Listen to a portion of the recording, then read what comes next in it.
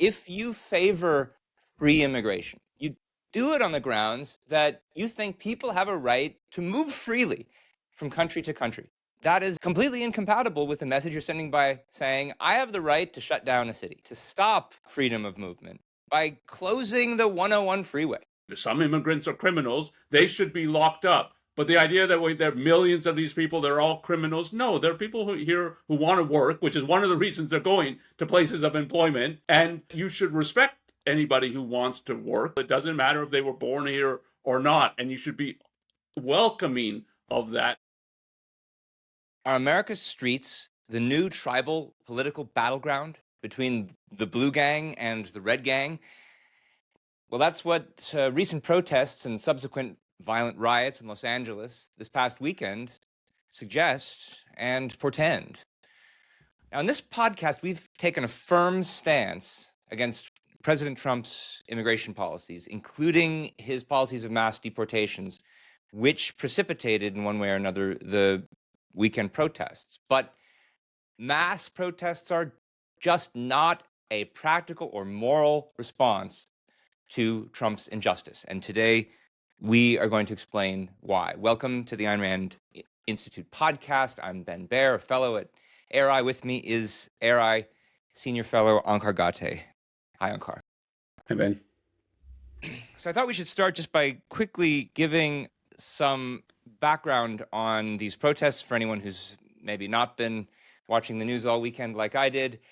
From what we can tell from a very important Wall Street Journal report, June 8th, these latest protests were precipitated by the fact that there was a policy change in the Trump administration, that it was judged within president circles that the usual means they had been using to round up immigrants were just not bringing in the numbers they wanted to. They were behind Biden's record at the same point in time in the Trump administration. So Stephen Miller wanted to step up the effort. He wanted to just target people where we knew there were, it was very likely for there to be large numbers of illegal immigrants. So this is what happened on June 6th. The ICE started targeting not known suspects, but they went to work sites, started going to work sites like several Home Depot stores in a Latino neighborhood in Los Angeles. And there were similar workplace raids around the country in Florida, Louisiana, Massachusetts. And so when there were then a large number of these alleged illegal immigrants arrested and brought into various detention centers like the Edward Roybal Federal Building in LA, protesters found out about this. They surrounded the building, they blocked streets, and chaos ensues. The protests on Saturday were smaller, but by Sunday night, when I was watching live television coverage from a local California station, I saw hundreds, if not more than 1,000, gathered outside of this federal building, and it was at this point when the numbers really swelled that the worst of the disruption and the violence started to ensue. And when you compare this to something like the 1992 Los Angeles riots, it's pretty small potatoes. It's a very small part of LA that was disrupted, but I mean, still really outrageous. Onkar, before we analyze this, I don't know how much of the news you had a chance to watch, but did you want to mention any of your own observations about what's been happening? Yes, so I haven't watched as much of the coverage as it sounds like you have watched. I watched some of it, and I think it's just important to highlight, you put it, that the protest denigrated into violence or descended into violence. The violence wasn't just, so some of what you watch on the might be like there's graffiti in the walls and defacing of public property and other people's property, but there was violence directed against the police as well. And I watched a few different stations to see how they're covering it, and if you watched CNN, it was much more about there's tension here, there's graffiti and things like that. Fox was highlighting the people throwing stones and bricks at the police. And one of them is the police under a bridge, and even they're throwing like scooters or something down. And I don't think they seriously injured anybody, but they could have seriously injured the police there. So when we're talking about violence, we're talking about including violence directed against the police. And from everything I saw, it's the protesters initiating it, not you can say, well, why did the police act so suddenly or so quickly, and then the protesters tried to fight back? That did not seem, from the footage I saw, of what happened. Yeah, and we'll have some more details of that to share. And I think there were actually some police injured. It wasn't a large number, but there were maybe one or two in Southern California that I think I read about. Part of the reason to stress what's so bad about this violence, apart from the usual reasons, apart from the fact that it's, a rebellion against civilization and peace and freedom, is to stress from the perspective of someone who's opposed to Trump's immigration policies, that part of why this is the wrong response is that it doesn't do anything to evince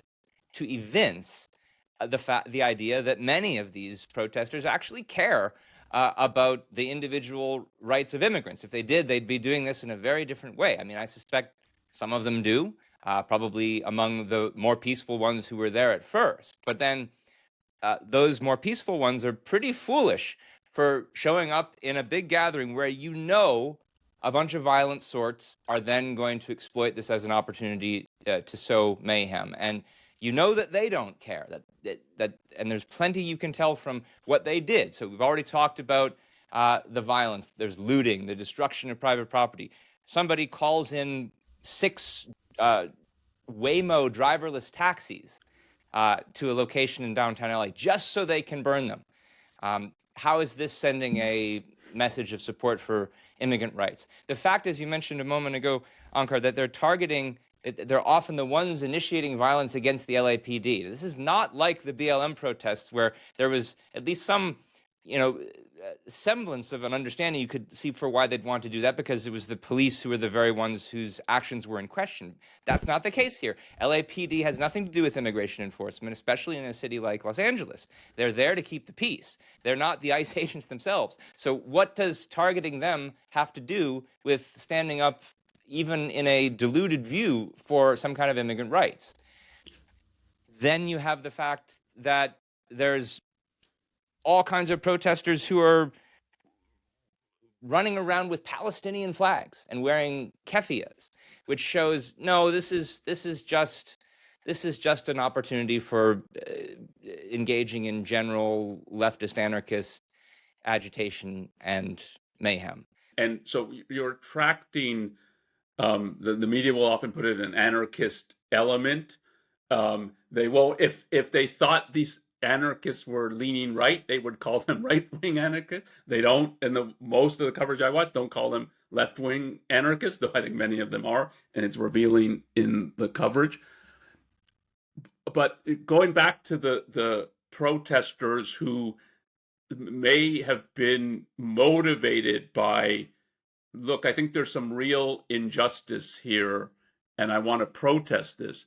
It's given this context, especially, this is true of any time you were to do this, but that part of the injustice here is that there's a real smearing of immigrants as they're all criminals, rapists, and there's millions of them.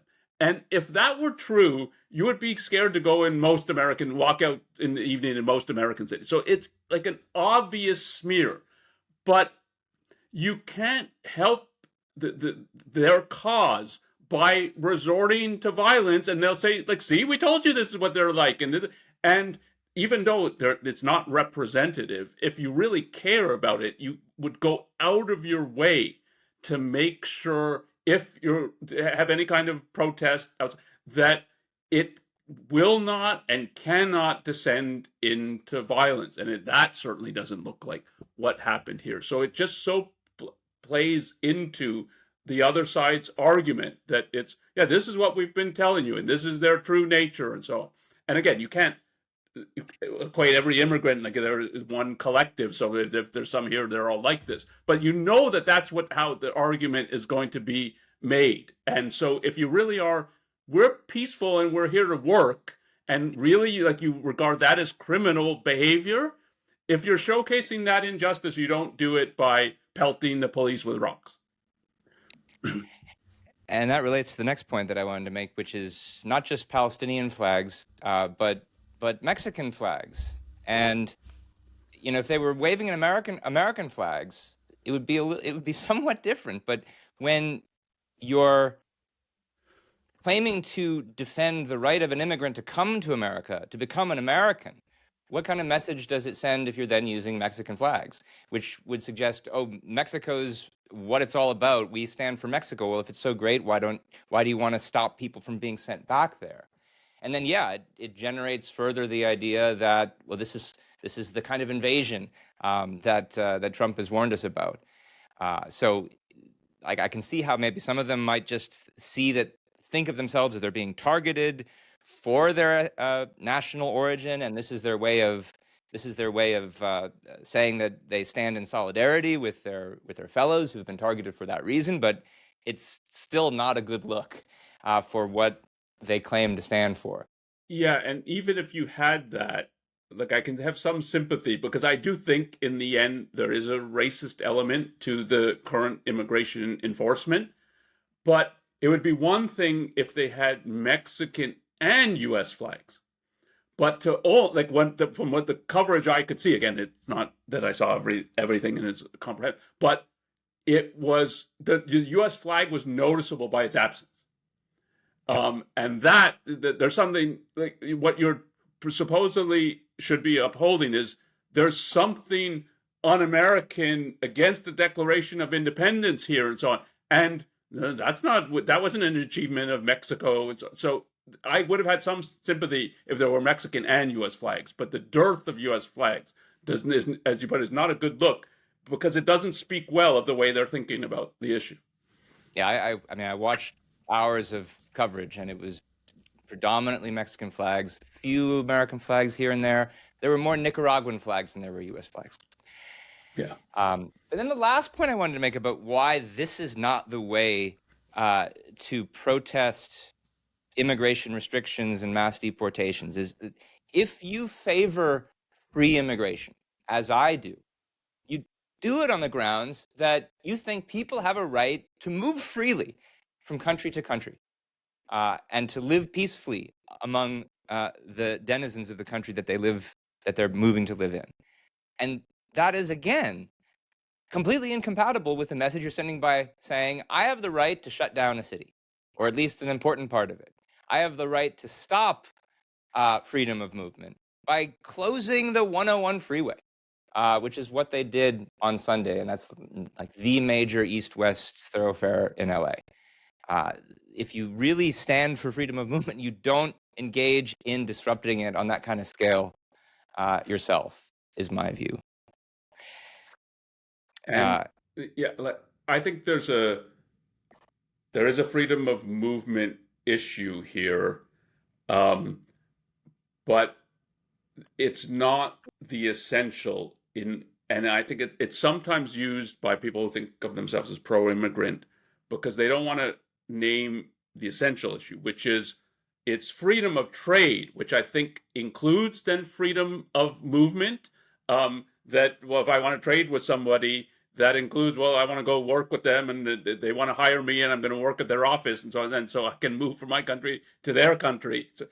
So it's not like I've got freedom of movement and but if the person doesn't want me on their property or with their business, well, but I'm free to move. So there is a freedom of movement issue, and particularly when governments try to keep people in, like if you think the whole the communist bloc putting up a wall to keep people, it's like that's a massive interference with they should be free to leave the country if they don't like it and disagree with its political trends and the way power is being wielded. But here it was a targeting, especially of immigrants who, like, they're at work sites and we should respect that. And the idea that, but now we can, as you put it, like the 101 freeway and so, it's a massive disruption of people's lives, including their ability to their freedom of movement, but their freedom of association, their freedom of trade. And you can't simultaneously like claim that and then deny it to other people. It's such an incoherent position that it again makes it seem like what they want is favoritism, not freedom. And the moment that people think, well, and again, that like plays into the immigrants or have made us all suckers, and like it plays into that, and you can't play into that if you're actively trying to fight for the right viewpoint here. And you have to wonder, like, how many actual immigrants were trying to get to work this weekend in LA who couldn't do it because of these protests. And on top of that, I was told there were at least a few people who had immigration interviews scheduled at the federal building who weren't able to get their immigration status because they were blocked from getting in. But since we've been talking about the issue of freedom of movement and freedom of trade and understanding this from an individual rights perspective, we should definitely move to the framing that's been given these protests by their supporters. And I heard it so many times this weekend coming from the police officials and mayors and politicians and many news commentators who would always use the formula, we respect and protect the right to engage in peaceful protest and are fully supportive of those who want to exercise that right and come out and engage in protest. But then when almost inevitably the mass protest bleeds into the kind of violence that we talked about before, they are shocked when these kinds of gatherings descend into that kind of chaos. When you have large gatherings of people, especially ones that are not previously planned and there was no permit given for it, then the police have a hard time planning for that. They have a hard time anticipating what's going to happen next. And it's always exploited by thugs who, for one reason or another, want to wreak havoc. And so, Onkar, I wanted to ask you about this because the way that these officials I mentioned usually justify their take is by saying the First Amendment to the Constitution says we have a right to peaceably assemble. And, well, aren't the initial protesters who are doing so peacefully or massing in a peaceful way, doesn't the First Amendment protect that right? And I know you've written and spoken about this. We wrote an article about it, but does that actually justify these kinds of the right to engage in these kinds of mass protests? I don't think it does. And we could say something positive about what is meant, and then something about how it's conceptual, like as you said, and it was a refrain that we respect the right to peaceful protest. And you have to think what peaceful is doing there. And I think the contrast is violence, and that's the wrong contrast. But what the First Amendment, that it's you can peaceably assemble and then petition the government for grievances. So that's one of the things you can do when you're assembling. Essentially means that government does not have the power against private citizens to tell you who you can talk to, who you can work with, whether you assemble at a church, a place of business. But what's crucial is these are all private places that private citizens can go to if there's agreement, like with the owners of these places, the church is welcoming people in, or you're employed at the business and say, I want you here, and so yes, you can come in. It does not mean that you can just assemble anywhere, whoever you are. Like, I have a right to assemble. I don't have a right to go to the headquarters of Google and have a assembly there about to talk about objectivism like that. I don't that, and that's not an interference with my right that Google says that go home. You go assemble on your own property. We can do it at ARI's offices or whatever. And there's such a blending or blurring of that distinction that the government can't come and break up private assemblies. And churches were one kind of thing, but political organization and so on. When you look at the kind of authoritarian regimes, which the founding fathers said, well, then we're not going to have this in our new United States, in our new form of government. What that meant is The government, just because they don't like what you're talking about, you will maybe want to form another political party, you want to advocate for different ideas, it can't come and break up your assembly. And the government's used to do this all the time. And if you look today at authoritarian regimes, or if you look at the history of communist countries, like they did this all the time. And the First Amendment deprives the government of the power to do that, but it doesn't give that a citizen has a right. I can assemble wherever I want. And what's crucial here, and part of what makes it difficult to understand, is that includes so-called public property. Now, I don't think the Founding Fathers could envision the extent to which we have so-called public property today, but if the government is going to run streets and it's going to run mass transit and all kinds of schools, take that as public property. It's not that now anybody can go to a school and have any kind of gathering they want, and you say, well, no, if you don't allow me to do this, then you're trespassing on my right. I can use public property however I want because I'm part of the public. No, I mean, like, schools are there for a certain thing. They're, whether you agree in the end the government shouldn't be running schools, if it is, they're there for kids to go to class and for education to happen, and you can't disrupt that.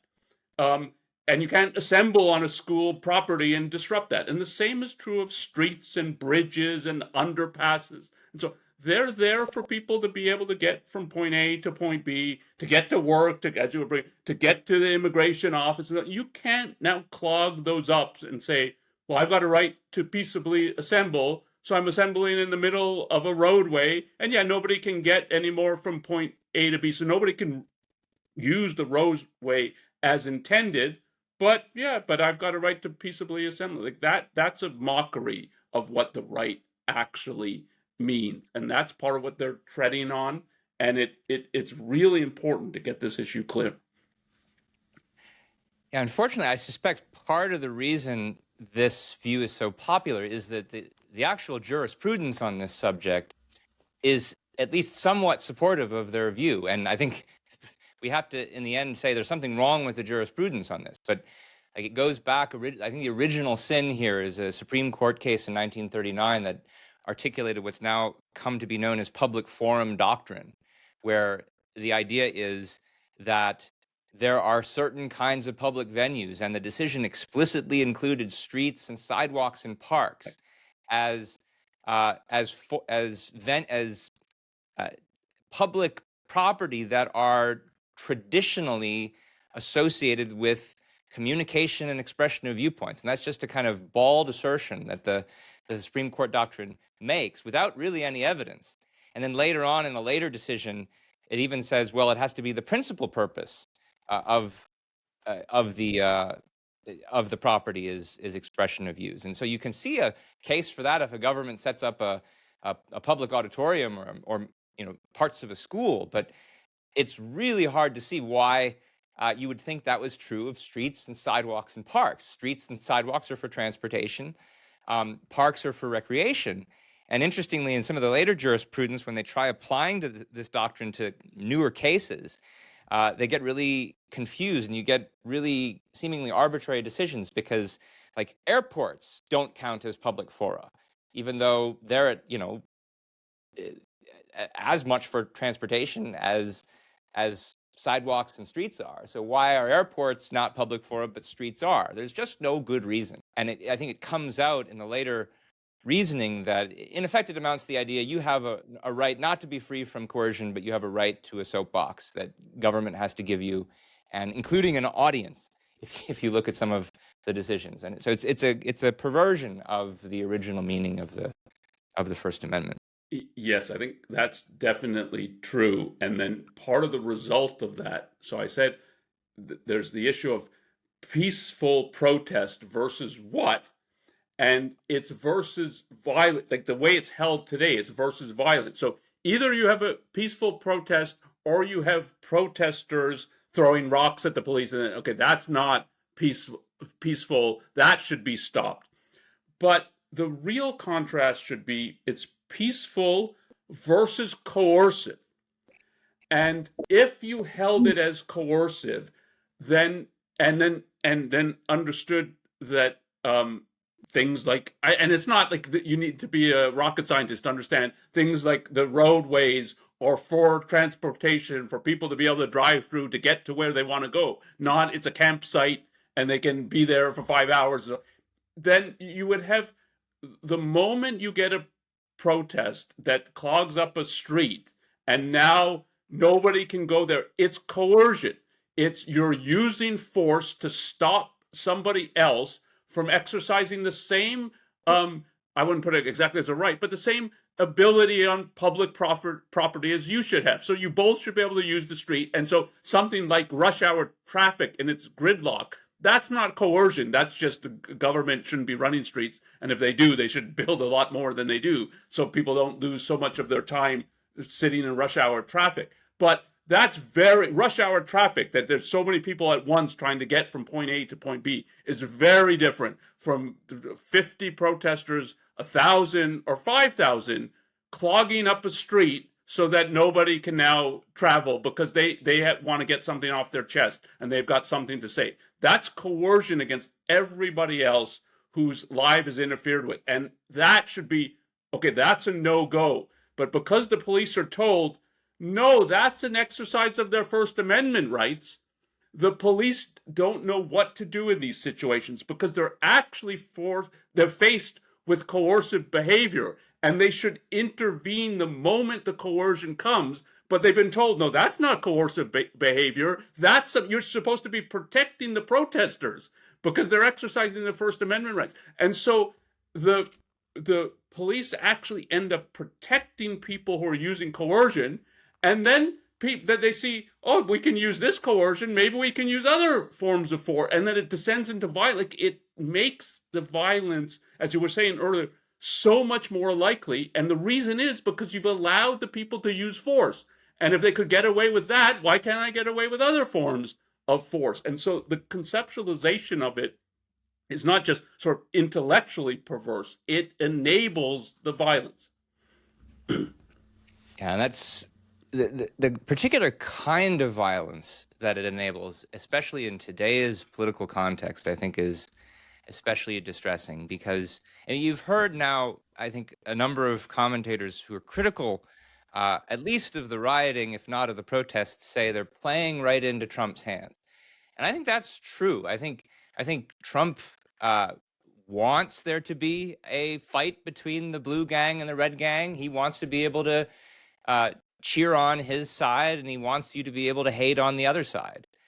And so it's hard for me to believe also that Newsom doesn't know that this is, Governor Newsom of California doesn't know that this is what Trump wants. And the fact that he is not readier to clamp down on these protests, at least to the extent that he thinks he legally can, makes me wonder, whether he is any better in that regard in wanting to stop this kind of tribal warfare. Yeah, and the cynical reading of it, so you opened with, which I agree with, but I don't think it's the full story of that sort of there was a change in tactics because they're not deporting enough people and it's not even at Biden's numbers and so on. But I would add, it's the same kind of thing, that Trump's polling numbers are very low. It's like 100 days into the presidency, it's one of the lowest. And so in the end, I don't actually think he even cares about the actual numbers, but he wants to be seen as tough on immigration. And you wanted a tough guy and you elected me, I'm a tough guy and I'm going to fight. So it's very much for the image and playing to the base and look how tough I am. And I face this kind of Democratic opposition. And so, yeah, I'm sending in the guard and so on, versus like that he actually cares about the number. He probably does a little bit, but I think it's much more the sort of the image that he wants to project in regard to this.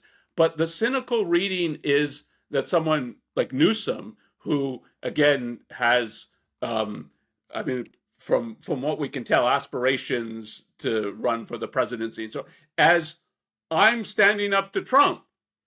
And so he's calling the National Guard. I'm opposing that. I'm now going to sue him. And so it might not be true, and it might be too cynical a reading, but you put it like that. He welcomes this too, that this also advances his standing for the kind of people he wants to win over and vote for me, not for Trump. It's pretty depressing if that's what's happening, but I think it's not outside the realm of the possible that that's what's happening. Yeah.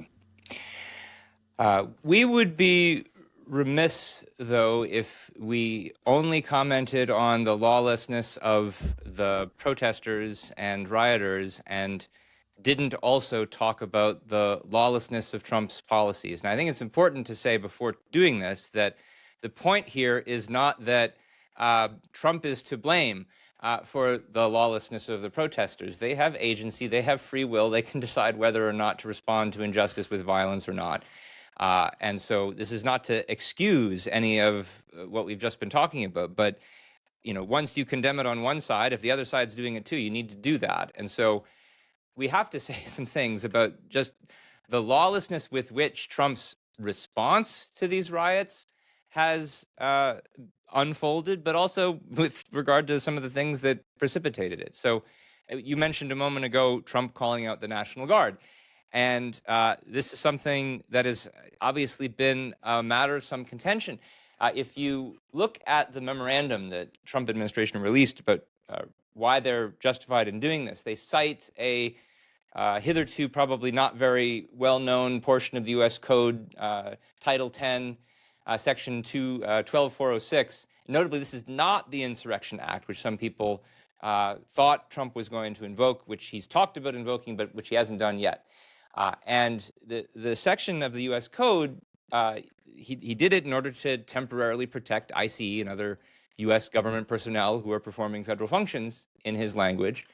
But when you look at the text of the law, indeed, it does justify federalizing the National Guard, which is a state function, a state military organization, normally under the governorship of the governor. It does justify doing that in cases of rebellion or danger of rebellion against the authority of the government of the United States. But if you look at, and you mentioned the California lawsuit that was not just filed yesterday against Trump, they make, for whatever their motivations are, they make some, I think, either semi-persuasive or persuasive responses to Trump's justification. So first, they argue it's not really a rebellion or an insurrection. It's not like they're trying to overthrow the government.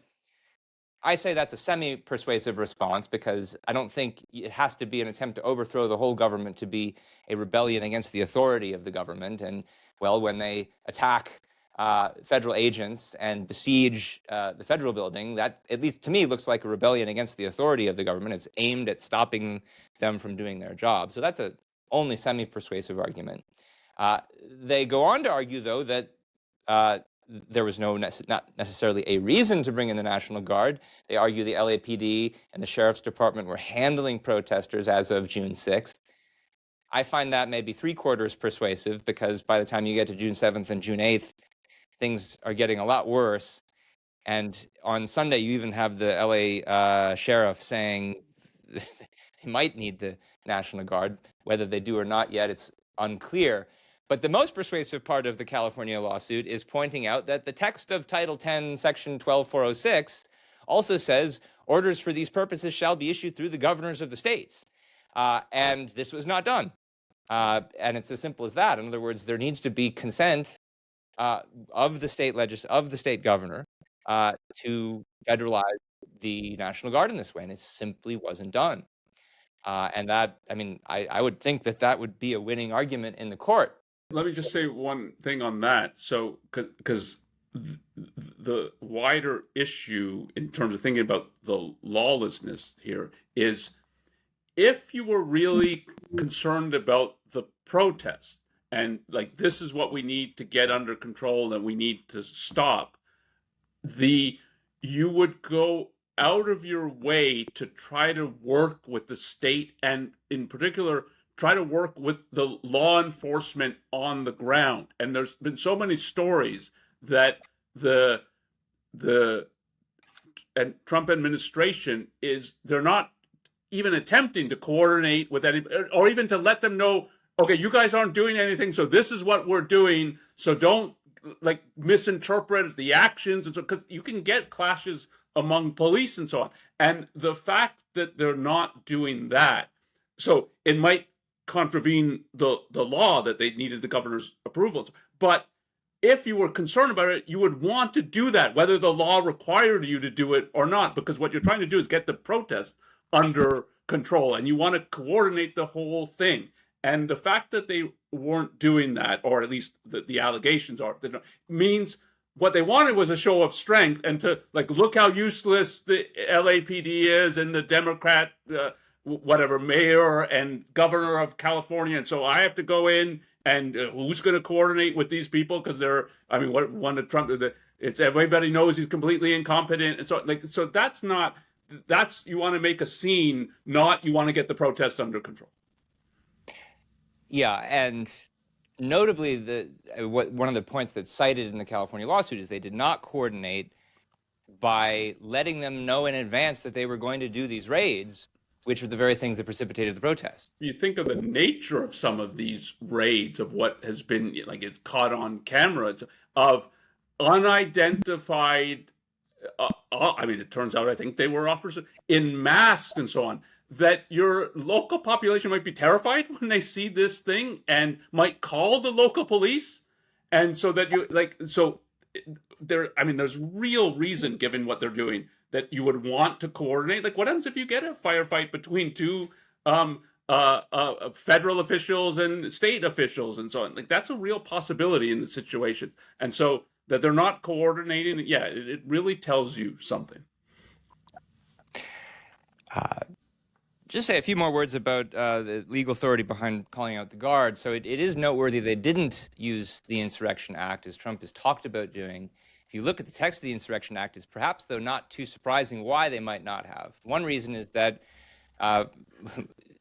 much of the act does require, again, the consent of the legislatures and the governors, which they didn't think they were going to get.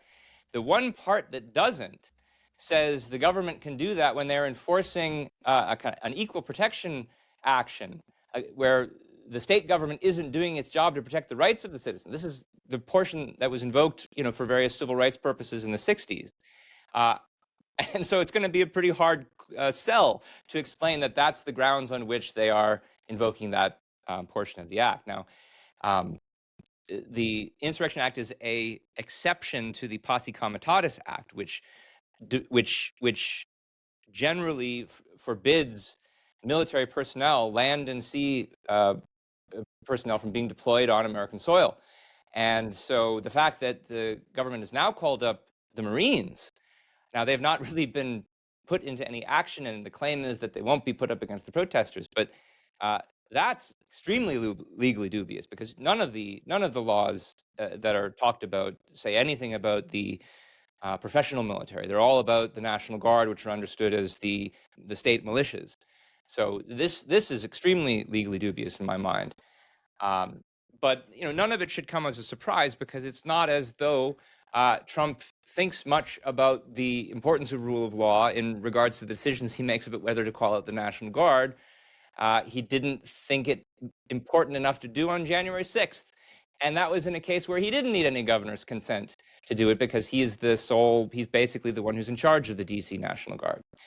We've talked about January 6th on other episodes, but so the idea that he cares about calling them out because of respect for the law is, as I think you were suggesting before, a kind of travesty. Yeah, and let me just say, reinforce one thing, or a couple things about January 6th. So I think it was already so bad on the part of a president to be watching, and because it's clear he's watching this on TV and doing nothing about, but at least in the aftermath, now it needed a little prodding, it was pretty lame, but the aftermath, he condemned the protesters, or at least the mass violence at the protest. But that's like days after January 6th. Now what has happened is it's, oh, but my base thinks this whole thing's a hoax, and they have all these conspiracy fantasies and so on. So you see him change his tune on this, and then so many of the in the party falling in line with this. So now it was, oh no, there wasn't violence. It was a day of love. And then you pardon all these people.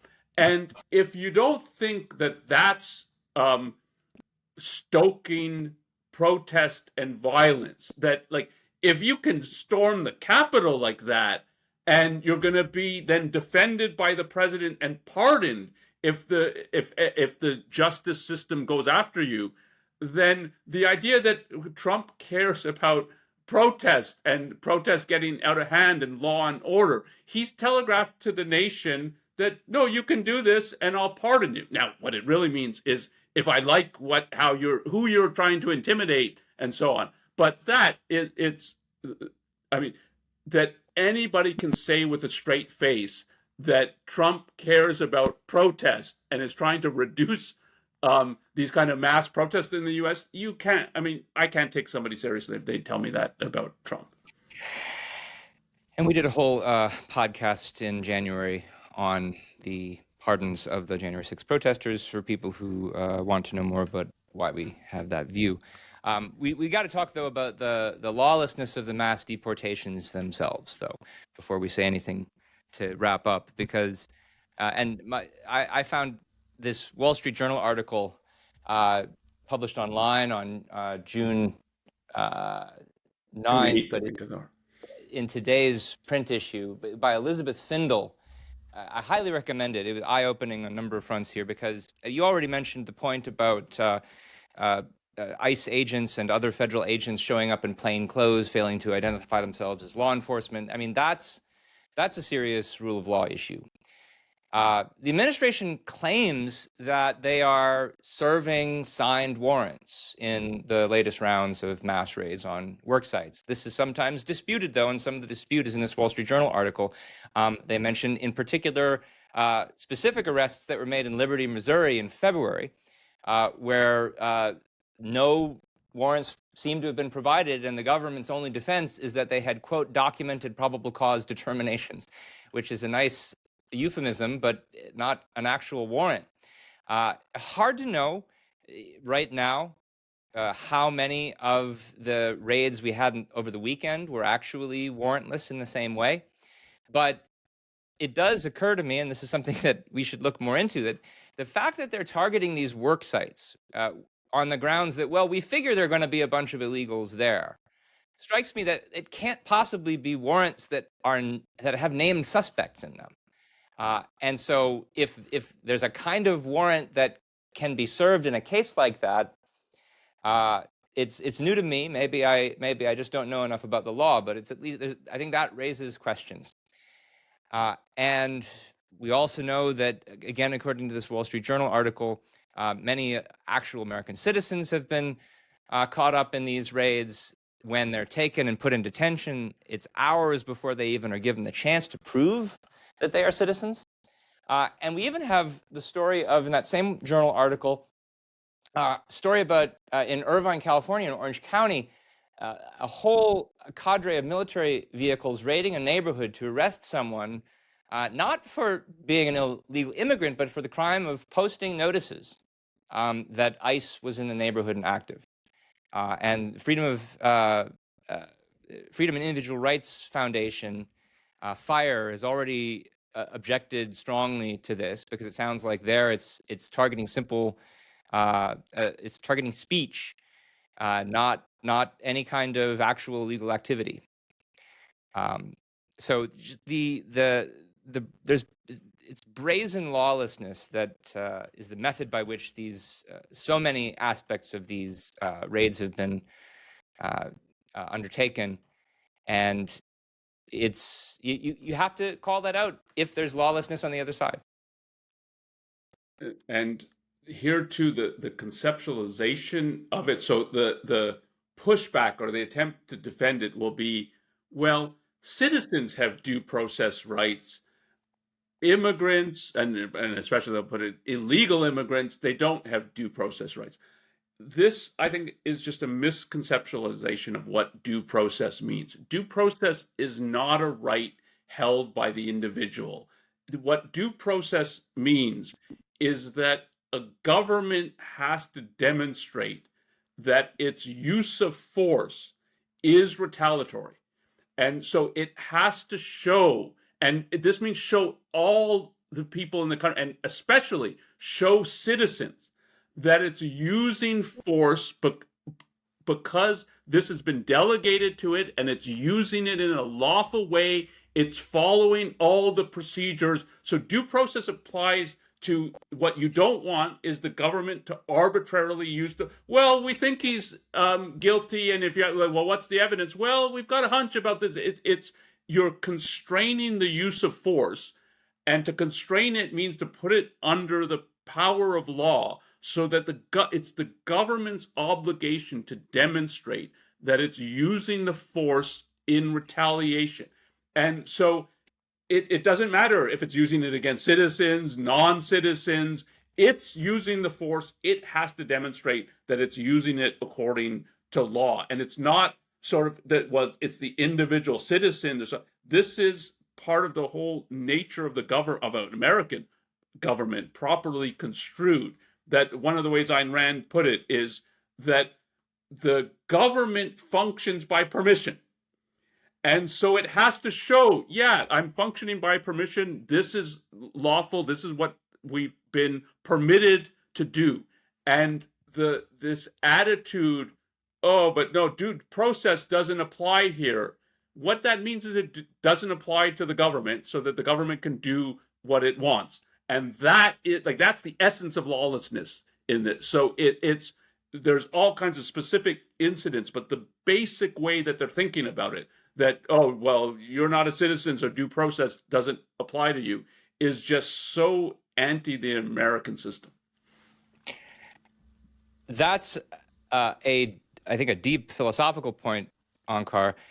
It's worth noting, though, that just if you look at the text of the 14th Amendment, I don't even know if you need to make that point to make the point about due process. The 14th Amendment specifically says, yes, no state shall make or enforce any law which shall abridge the privileges or immunities of citizens of the United States. But then it goes on to say, nor shall any state deprive any person of life, liberty, property without due process of law. So even just the plain text of the law makes clear that it draws a distinction between citizens and persons and says due process is due to persons, not just citizens. Yeah, and the reason is because, this is the reason, because the issue is you can't allow government to use the force in a wanton, lawless way.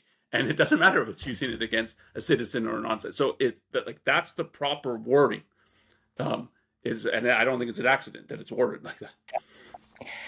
Well, I think we should start to wrap up by talking about what is the proper way to fight the lawlessness of the Trump immigration policy, given we've already articulated that the mass protests and certainly the violence are not the right way to do it. And I have myself 3 points, and Onkar, I wonder what you think about these and if there's anything else you would add to it. One is that I think, first of all, in effect, do no harm. Any Democratic politicians or governors in states where these are happening who want to defend the rights of immigrants, but to do so in a way where it makes clear that, no, they actually do care about the rule of law, they need to be willing to crack down on these protests to the extent necessary to maintain law and order. They need to call out the police and if necessary, the National Guard. That is the governor's privilege, and they can't just blame Trump for what's happening. They need to take responsibility and recognize that their citizens have responsibility too. Second thing I would say is that it's important to realize that there are legal recourses. Like, the courts were actually and have been overruling so many of Trump's lawless immigration decisions. I mean, for months, the big scandal, of course, was the deportation of Kilmar Abrego Garcia to El Salvador. He was not given the due process that was required before he was deported to that prison. And for a long time, it was said Trump is defying the courts, even maybe the Supreme Court.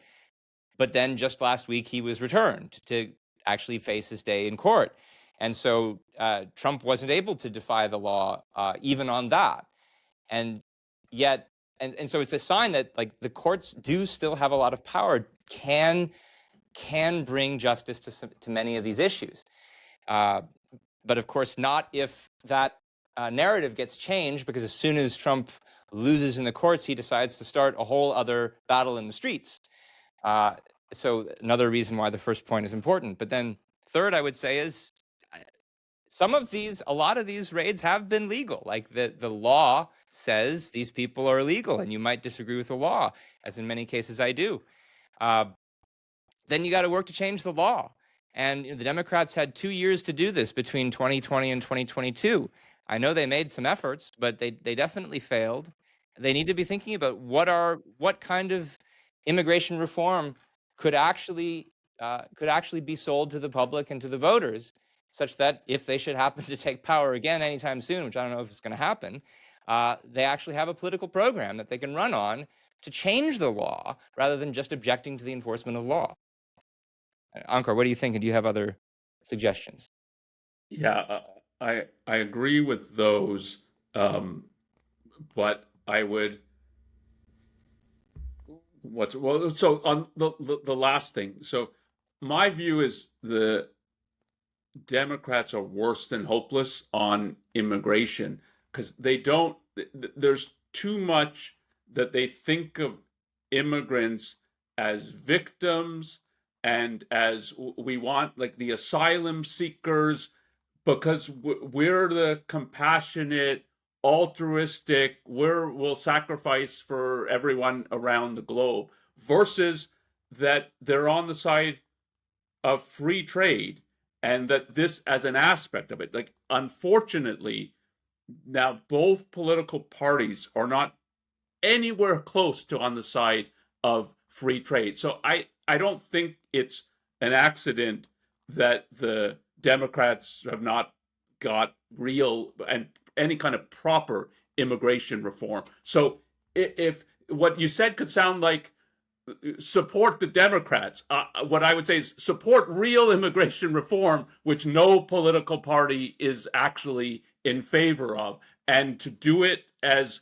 an issue of principle, and and part of what that means as this is what the American form of government actually requires. So yes, we don't have to have terrorists in here, and if people are, I mean, some immigrants are criminals, they should be locked up. But the idea that there are millions of these people, they're all criminals. No, there are people who want to work, which is one of the reasons they're going to places of employment, Home Depots and so on, and that you should respect anybody who wants to work. And if they really are peaceful, it doesn't matter if they were born here or not. And you should be welcoming of that, of which I think actually neither political party is. So support actual proper immigration reform that is restoring freedom in America rather than taking it away. And it's so if thinking of what individual citizens can do and so on, to me, there's a big difference between what I'm going to do is join a protest, and particularly that almost all these protests are going to be their violations of other people's freedom, as we've been talking about. But doing things like I'm really glad of that some of these things have been filmed so that people can see what, like, this is what it actually looks when ICE comes in and you don't know what is happening. And some citizens have asked, they're not being arrested, but like, where's your warrant? And you don't, in one of them it was, oh, but we're the police. And it was, well, you don't look like the police, which is true. They don't look like wearing masks and so on. And these are things like, so like just average citizen, everybody has a cell phone and a camera now. You can do things to expose this. And even when you see, like one of the things I would do, I am an immigrant, so if it was happening to me, but if I saw it happening to other people, I would call local police. I wouldn't start pelting police officers with rocks and so on. But I would, if I think like ICE, I would call the police and let the police figure out, like, does ICE, can they really do this? Do they have a warrant or not? And so, versus trying to take the law into your own hands. But it's not like you can't do anything. So to say like you shouldn't engage in these kinds of protests doesn't mean you couldn't do anything, but it means work within the system. And there's all kinds of ways to work within the system, including filming this and sharing it with the media and so on, like that, so Americans can see this is what's really happening. Because the more I think Americans see this is what's really happening outside like the rabid base, it's no, this isn't what I thought you're going after criminals. You're going after people who are maids and construction workers. And so, this is who you think our enemy is. And they've been fed a pack of lies, but it's that they can get out, like some people can get out of that if they see what is actually happening. And that's all constructive to do that. And I've already seen some conservative politicians saying just that. This isn't what we voted for when we voted for Trump. You mentioned working within the system. To wrap up, one thing you can do to work in the system is to improve your philosophical understanding of some of the issues that we talked about today. And so I'll close by sharing some resources with our viewers. One is an entry by Ayn Rand in the entry on free speech in the Ayn Rand lexicon. There is a portion of that entry where she articulates the position that we did about why there's no right to mass protest. She does that by commenting on various street demonstrations in the 60s and 70s. There's also a short op-ed that Onkar and I wrote back last May, Ending Campus Protest Protects Free Speech. That was in the context of the campus protests against Israel's actions against Hamas.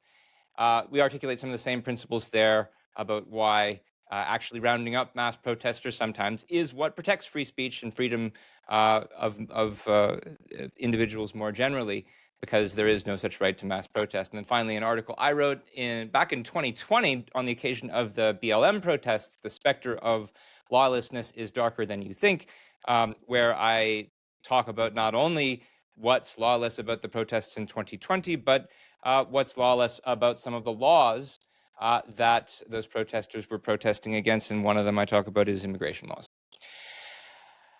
Okay, so thanks very much, Onkar. If you like this episode, subscribe, comment, share, whether you're on YouTube or Facebook or wherever. And please send us comments, questions to newideal@aynrand.org. We read what you send us. Sometimes we do topics that you suggest for the episode. Thanks for joining me today to talk about a late-breaking but important topic, Onkar. Yeah, thanks, man.